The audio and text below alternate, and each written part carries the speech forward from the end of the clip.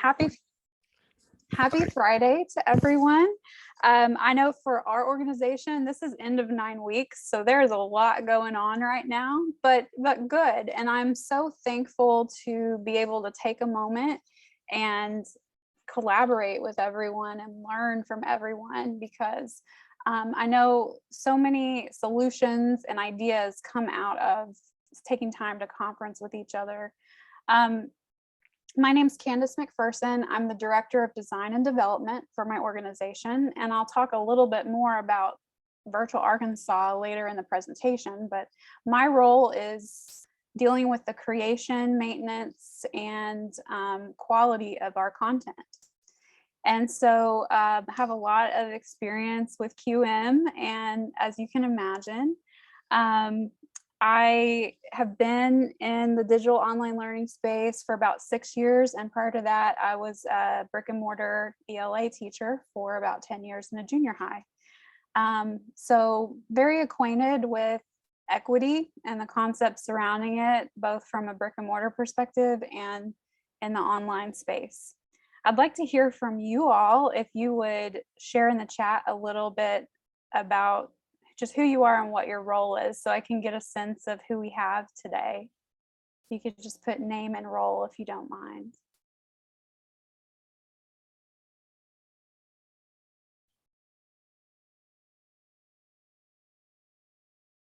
Digital learning specialist, developer, designer developer.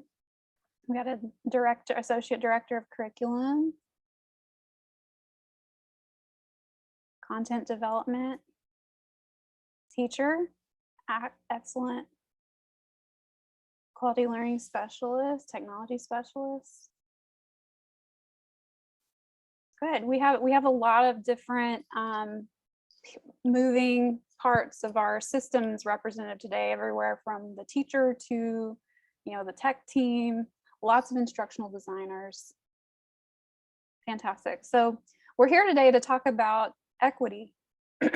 And to really just dive in, I want to define it. And I started thinking about how do you really broadly define equity? I mean, we talk about it all the time, but what is it? So if you were to do just a search online, you would find that equity is the quality of being fair and impartial. And it can apply to a variety of contexts. But when you get into the idea of equity in education, we get really granular and specific about how that connects to everything we do. So as an exercise to kind of think about what equity actually looks like, I have a couple of images on the screen. I'd like to know from you guys, which image shows a more equitable learning experience, top or bottom? If you were to vote, just put in the chat.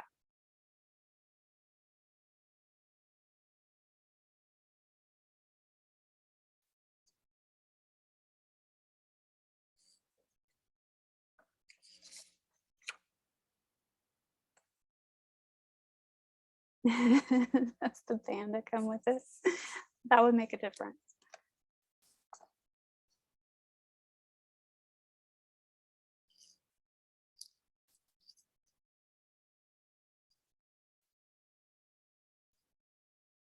Oh yeah, koala, but it's a quality koala.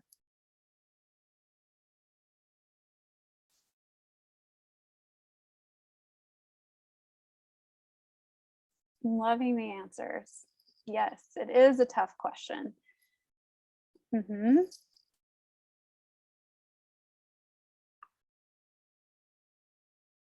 So at first glance, you may look at this, like I looked at these, I'm like, okay, initially I'm gonna think maybe the top one's more equitable because it looks like there's a really furnished environment there. But equity is so much more than devices, environment, components, the physical components. Is it possible that you could have an inequitable experience occurring in the top picture, depending on what's going on? Can you think of something that might happen in that top picture that would be an inequity, even in that really nice looking new, like it even just smells fresh when you look at it? I get that sense, right? What kind of inequity could be happening there?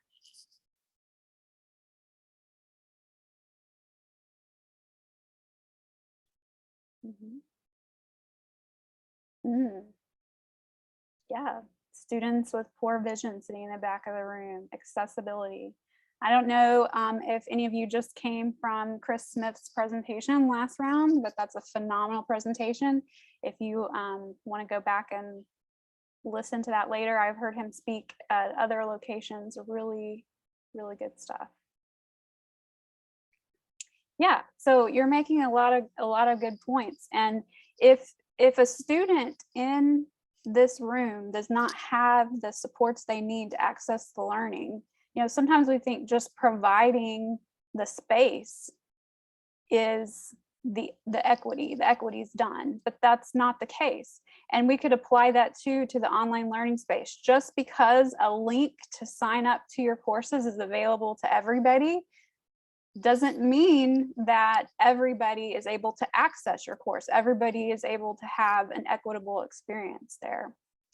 In the bottom, even though that room doesn't have as many shiny devices and new things, if the instructor has a very strong personalized relationship with the students in that room, and each student is engaged and feels a part of the learning, you have a much more equitable experience going on in the bottom room than you would the top.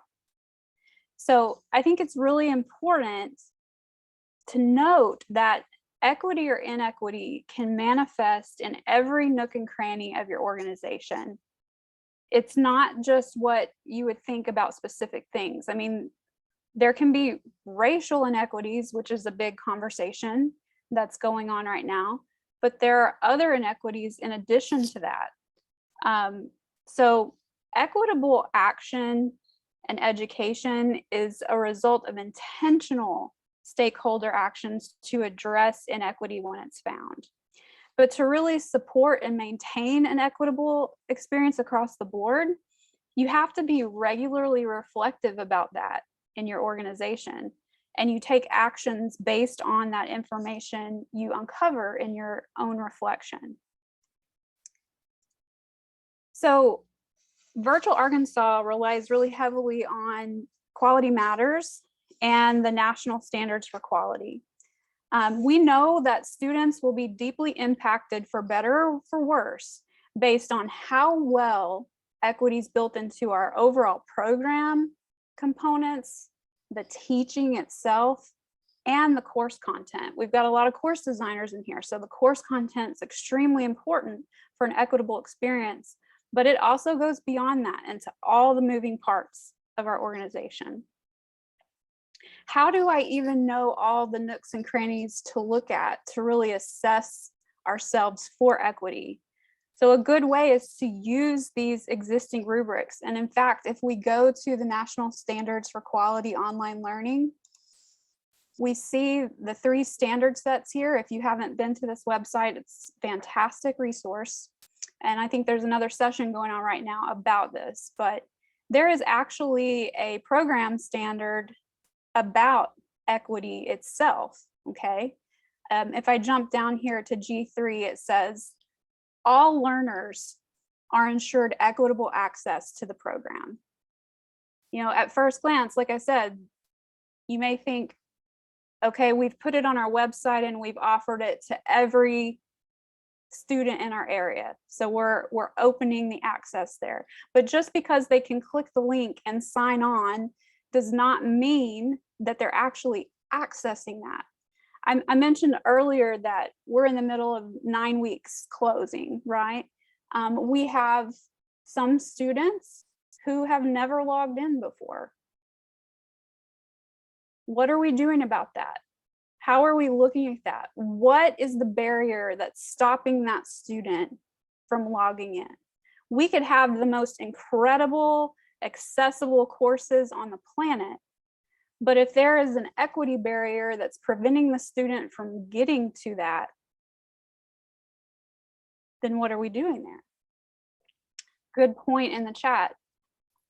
Are you looking at the analytics data? Data is very important to inform this conversation, and equity needs to be a part of conversation in all aspects of your program.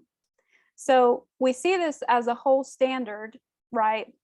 But I would argue that you really need to be asking yourself, how does equity play a role in every part? Is it a part of your mission as an organization? Is your governance equitable? Your leadership? And really go through and assess in each area. So that's what I hope we can spend some time doing today. I'm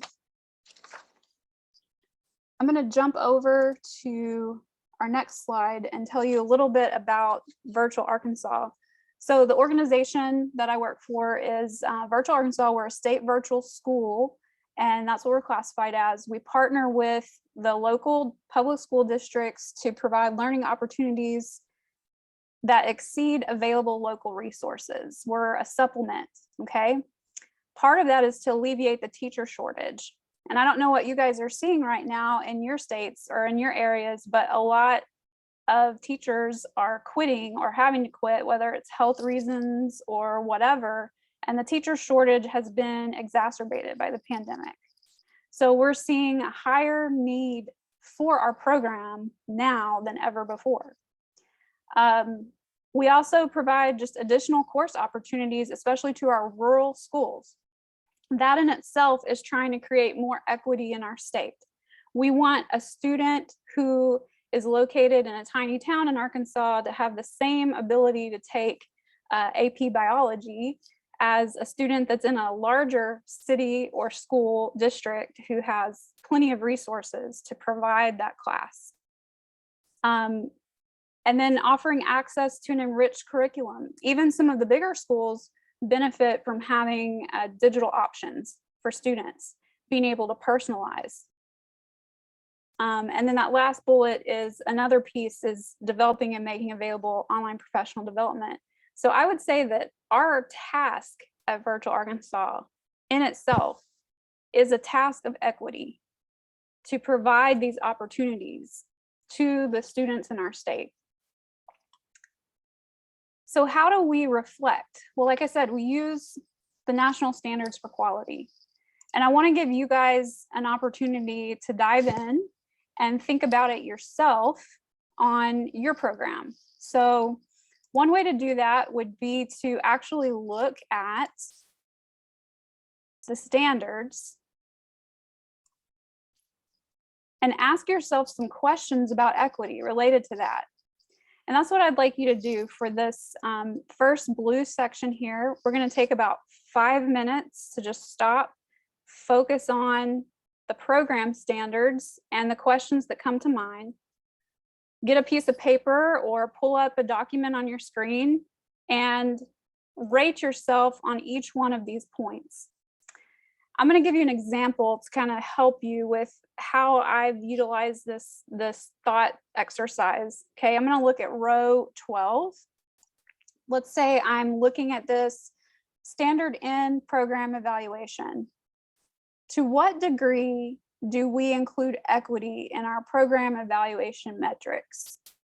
Okay, so what metrics do we use? We use a lot of things, student surveys being one. Every semester we get student survey information back.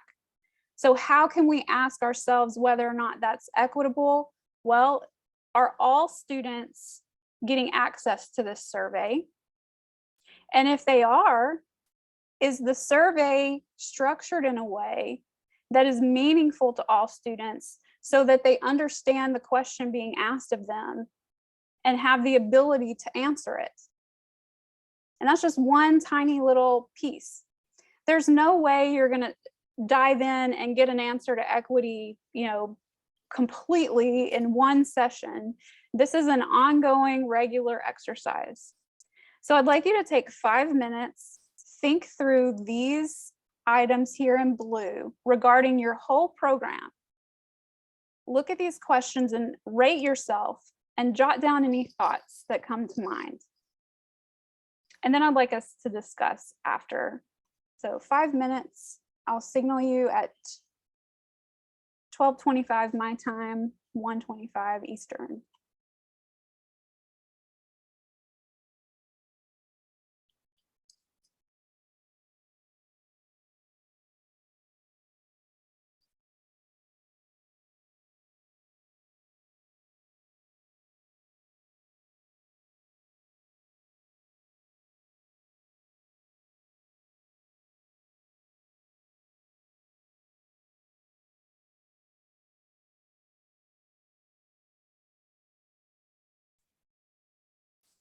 Do you see the two questions about having this document available online, as well as how does your program provide equitable access by the way of internet broadband access? Sure. I can provide this to you guys in a follow-up. I'll get with QM to be able to send you a link to it.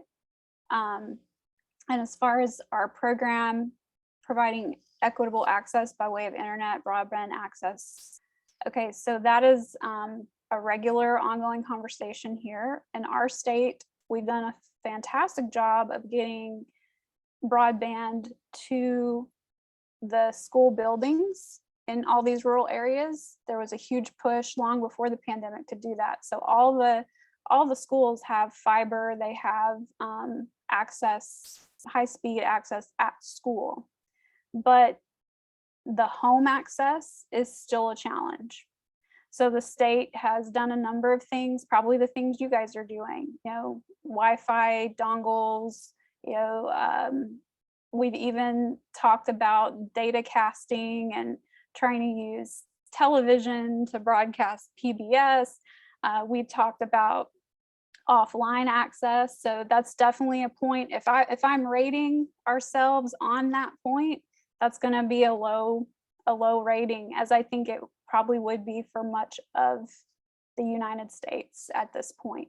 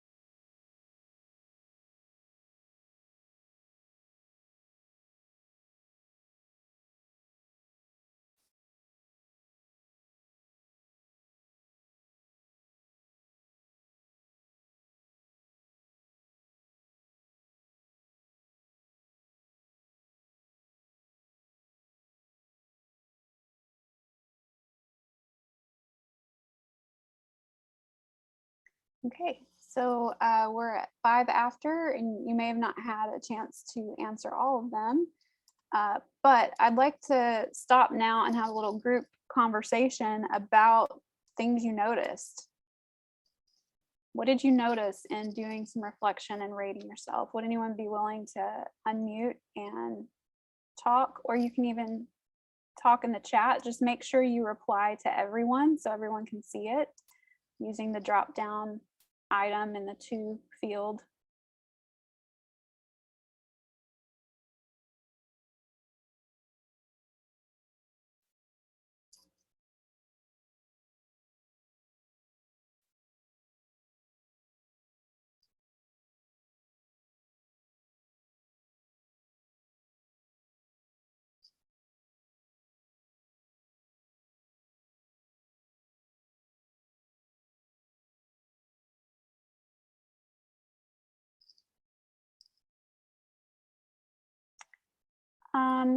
Let's see. Are you able to unmute Megan, or do you Megan guys should be need- able to unmute herself. Okay, okay. Just click on the little link and or the little mic. Yep, there you go. Oh, I just didn't know if there was like a hand raising tool there. So as I went through this, I think in practice, or in at least strategically and planning wise, my organization has done a really great job at trying to address equity.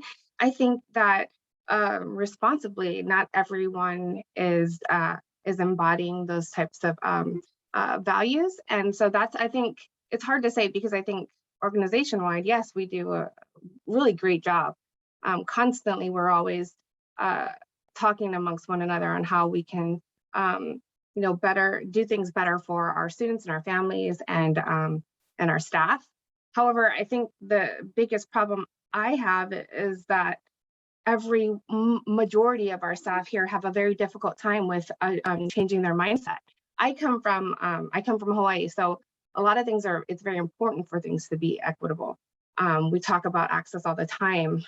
So my mindset is always geared on how everyone can feel involved. They can feel like their needs are important to the overall overarching values. It's just, I feel like the mindset is what's difficult. We can plan to do everything we want. It doesn't necessarily mean it's going to be carried out. So as I looked at it, I think I do a great job, and I think our organization has done a great job at trying to organize a more equitable approach to things. But I think at the end of the day, it's everyone needs to be equally responsible, not just one person or not just a few people. And that's the struggle here.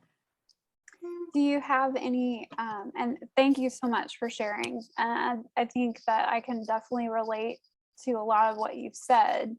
Do you guys have a way where you've identified where the breakdown's happening? Like, have you been able to identify what the specific barriers are to all of your stakeholders embracing some of the ideas you've tried to pass on? A lot of it's getting paid to do the PD, to learn how to do these things, learn how to embed these sort of reflections into the work that they do. So, a lot of COVID has added some extra pressure on them to really move forward in that aspect. But it takes more than that. A lot of people, and I myself included, we don't often look inward to see how we're affecting that same whether or not things get carried out. But I do understand their difficulty with feeling overwhelmed. It's just this is something that needs to be part of what we do all the time, and not just when somebody brings it up. You shouldn't have to have somebody call you out on things anymore. We should just be using this lens all the time. Mm-hmm. That's a really great statement. And I think part of it too, it's hard to look at the data that's not good. Like, I know I'm drawn to wanting to look at the positive, but everyone in this room, you're here, you chose this presentation because you care about this topic and you're likely trying to make a difference in your organization. And so you make a lot of really great points there about we just have to continue. It's a continuous process. We have to modify and adjust. That's what educators have done from the beginning of time. I appreciate what Amy said too. Our mission statement specifically states that students' education will not be limited by their zip code. We service the entire state as well.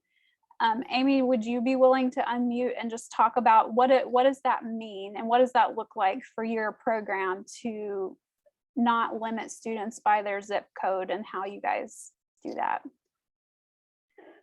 Let's see, is my sound working? Uh-huh. Yep. Okay, we're in a big room, so I may have to mute kind of suddenly. So we service all of Missouri, and even within our city here, we have school districts that almost every high school is in a different zip code, and there's a lot of inequity in our city. So that's kind of where that idea started. Whether you went to school on the north side or the south side, you all would be able to take the same classes. The example earlier about the AP classes offered, that just within our home district where we started out, there was such a difference between which high school you went to, and that was so unfair because you're going to go to the school that's closest to your home. So that's kind of where our program started, and then that expanded as we started servicing more schools.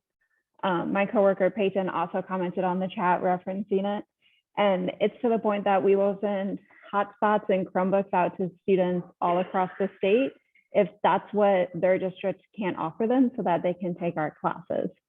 So that's something that has kind of been a passion point from the very beginning for us, is that no matter what school you go to, we're going to find a way to take the classes. What do we need to do from a development standpoint to build this in? Do we need to rethink about our accessibility? Do we need rethink about what websites may be blocked for you that you can't access, so that we can limit that barrier if that's it? You may live way out in the farm country of Missouri where you are never going to get internet to your house. What can we do around that? So that's been something that we've been really passionate about here. Thank you so much for sharing, Amy. And I love that passion you guys have. And that's it right there. So you've decided that you don't want someone's zip code to limit what they have access to. And you are constantly assessing, what is the barrier in your zip code and how can we get around it? And it's a regular, constant thing. And it changes. The barriers change. As soon as you get around one, another one may pop up because of some factor. The pandemic is one of those. Like I said, Arkansas had made great strides at connecting broadband to everybody's communities through their brick and mortar school building. But the pandemic then sent everybody home and they didn't have that. So now we have this new barrier that we're trying to overcome. So we'll switch gears to the next set. And I'm going to kind of do these together because I feel like they really go together. So the red and the yellow, the teaching and the courses. So from one aspect, you're thinking from an instructional perspective, what's the teacher doing? And then from the courses aspect, how the content is designed and how it's developed. So take about 5 minutes to reflect on that. And then we'll discuss and wrap up.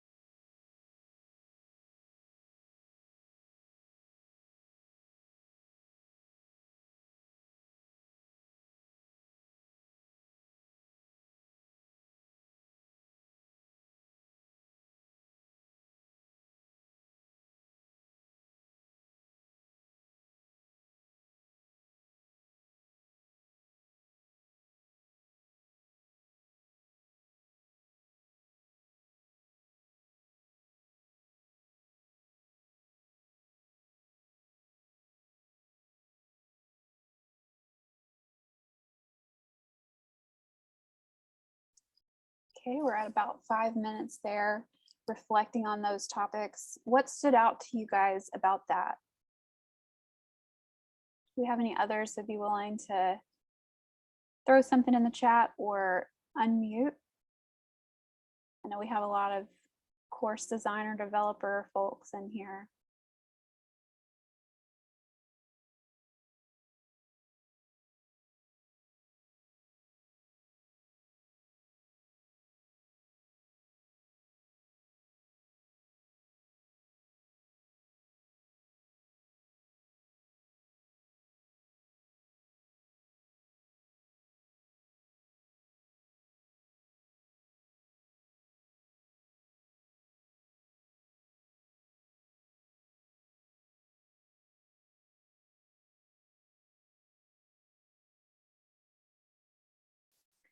So you guys have been focusing a lot on improving and evaluating accessibility, which is not the same thing, but can help support equity.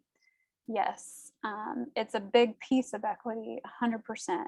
And one of the things that we're looking at right now, due to the pandemic, another thing that's changed about us is a lot more students with special needs are enrolling in our programs, and they need different supports.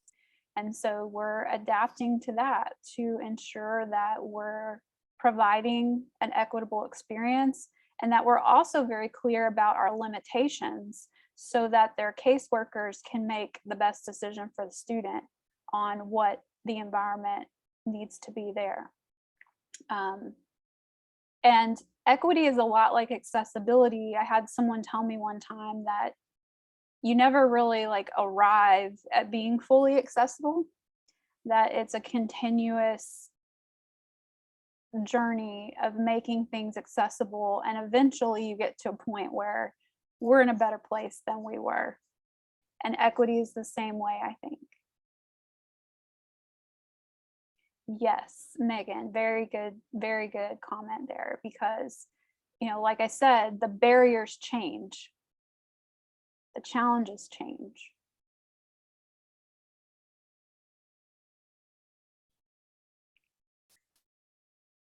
So it's kind of a hard topic, and like I said, it's hard to reflect on something this complex and difficult, but you start small and you address the things that you see. And the biggest thing is that you're watching for them. And if you are thinking that, oh, we're good, we're completely equitable, I would challenge that. I don't think anybody is, because like we've said over and over, it's a constant journey. And on the handout that was linked through QM, you saw a quote there from Maya Angelou. She lived a big portion of her life in Arkansas, and she's a poet and famous writer. If you're not familiar with her, I would encourage you to read about her. But she had a pretty challenging childhood, and she spent a lot of her childhood in the state of Arkansas. And I think to myself, if we would have had this program we have now, you know, back in her time as a child, she would be one of our students trying to log in. And you read about her life and what she was experiencing on the home front, from abuse to poverty to all of the different elements. I believe that equity and inequity is so important to address, because inequity creates barriers, okay? And the more inequity, the more barriers, it can actually literally create what I believe is a prison around that student that keeps them from reaching the resources you're trying to provide to them. So that's why I put, none of us can be free until everybody's free. So let's work to help remove those barriers for everybody. I really hope you guys found some value today in this session. And if you were unable to do the kind of deep reflection you wanted, because, you know, it's around everybody, you're in a Zoom, I will send this out so you can, you know, work on that with your teams or think about it on your own time. Rita, yes, great point. Constantly moving.